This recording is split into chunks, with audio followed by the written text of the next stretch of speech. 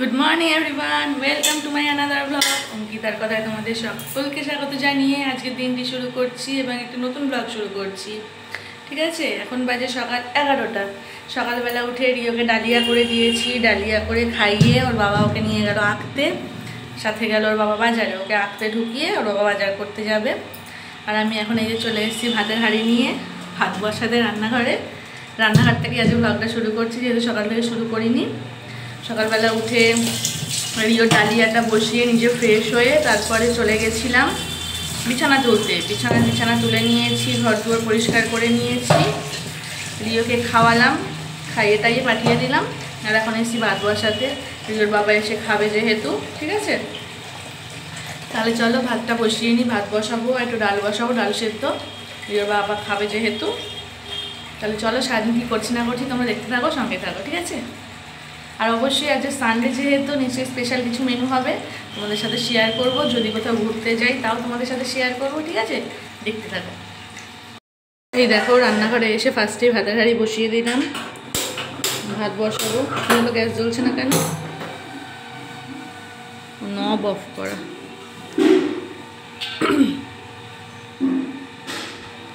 চলো গ্যাসটা জ্বালিয়ে দিলাম, জলটা একটু গরম হোক, ততক্ষণে চলো চাল নিয়ে নিই। হ্যাঁ,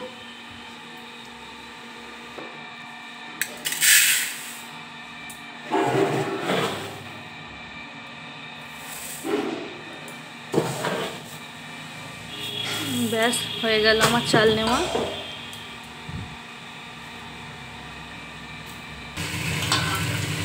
চলো চালটাকে ভালো করে ধুয়ে নিই আগে।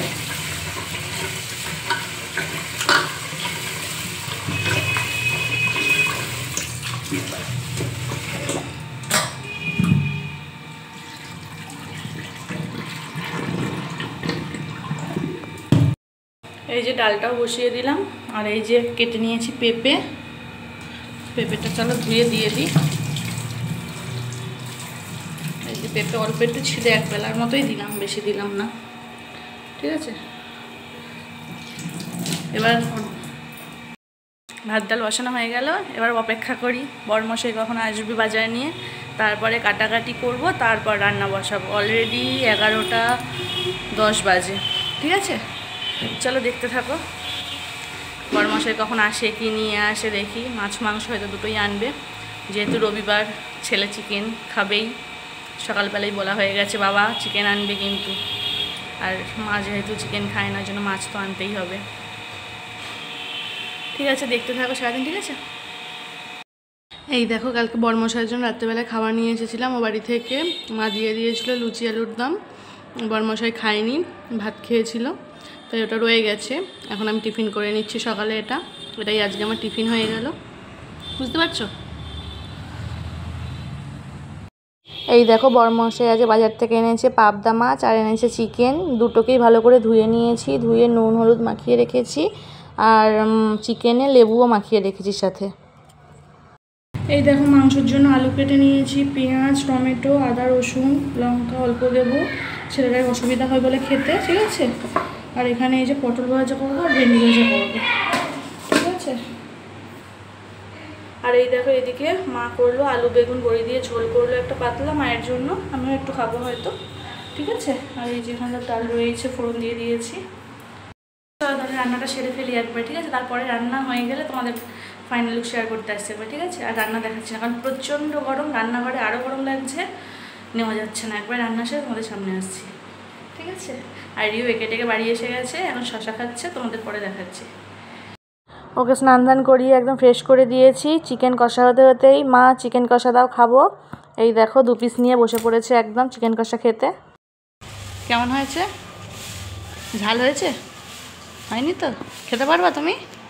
ঝোল খেতে পারবা? ঠিক আছে, খেয়ে নাও। চলো আজকে তোমাদের খাবারের ফাইনাল লুকগুলো তোমাদের সাথে শেয়ার করে নিই।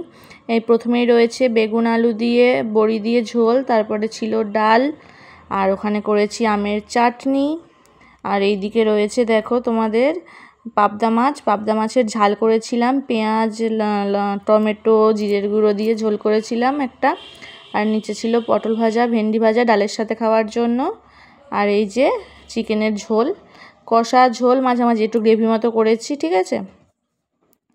আর এই দেখো রিও এদিকে ক্যাডবেরি খাচ্ছে, সারা হাতে মাখিয়েছে, সারা আঙুলে হাতে ওর ক্যাডবেরি লাগা, ওটাকে এখন চেটে চেটে খাচ্ছে। দেখো গলে গেছে ক্যাডবেরিটা, কি অবস্থা।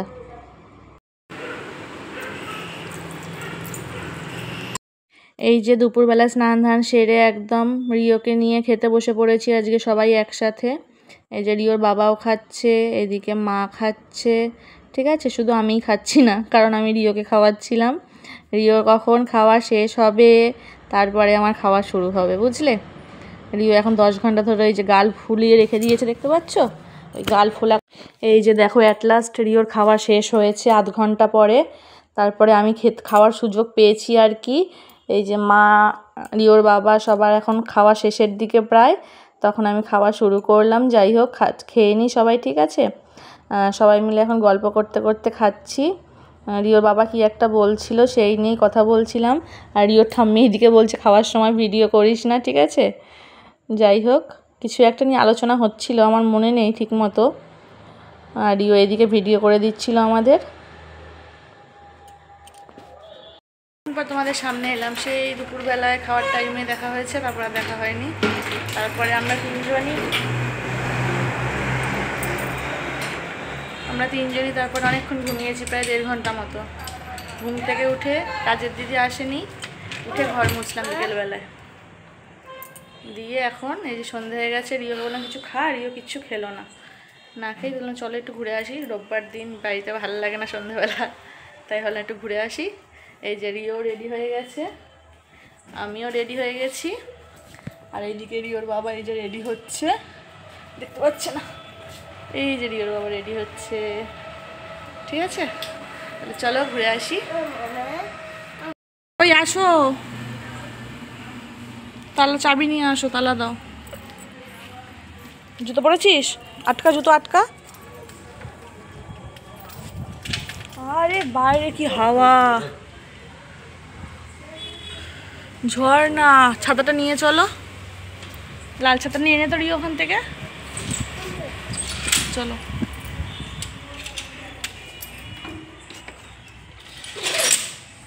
বৃষ্টি আসলে ছাতাই সঙ্গী, তাই না রিয়া? চলো।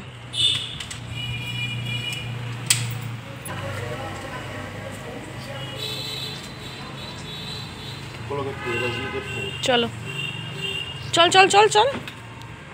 ঘেমে স্নান, একটু আগে তোকে কাঁচা জামা পরালাম। হ্যাঁ, গাছে অনেক কুড়ি এসছে।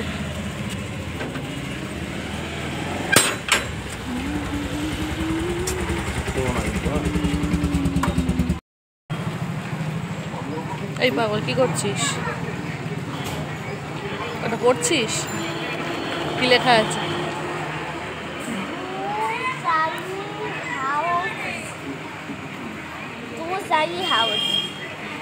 Kundu sari house, Kundu sari house. রিওর বাবা গেল এখন এক ডাক্তারের সাথে কথা বলতে, কাজের বিষয়ে হয়তো কথা বলতে গেল। আমাদের এখন দাঁড় করিয়ে রেখেছে, কতক্ষণ দাঁড় করিয়ে রাখবে কি জানি। 10 মিনিট অলরেডি হয়ে গেছে।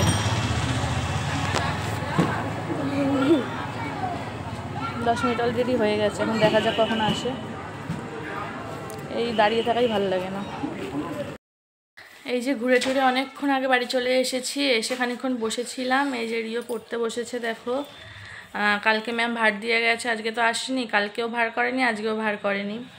এখন ভয়ের ঠালে ভার করতে বসেছে, যদি ম্যাম কালকে এসে বকা দেয়, তাই জন্য। না বল বাবা? ও ভার করুক, ঠিক আছে। আমি যাবো ভাত বসাতে, কালকে যেহেতু সোমবার, কালকে আবার উপোস আছে। আর অনেকগুলো তরকারিও আছে, ডাল রয়েছে, একটা ওই সকালে দেখালাম না আলু বেগুন বড়ির ঝোল, ঝোলটা রয়েছে। এবার রুটি করলে ওগুলো আর খাওয়া হবে না, কালকে সোমবার আমিষ খাবো না, নষ্ট হবে। ওই জন্য ভাবলাম ভাতই করি, ভাতের সাথে ডাল টালগুলো খেয়ে নেওয়া যাবে, তাহলে আর অসুবিধা হবে না, নষ্টও হবে না, তাই না? ওই জন্য ভাত বসাবো। রিওর বাবা বলছিল রুটি করো, ভাত খাবো না, কিন্তু আমি বললাম নাই, নষ্ট হবে তরকারিগুলো, কী করবো বলো? তখন বললো ঠিক আছে তাহলে ভাত করো। তাই ভাত বসাতে যাচ্ছি এখন। তাহলে রিও পড়ুক, চলো আমি ভাত বসিয়ে নিই, ঠিক আছে। এই দেখো আমার ভাত মোটামুটি হয়ে এসছে, আর 2-1 মিনিট ফোটালেই হয়ে যাবে, দেখতে পাচ্ছ।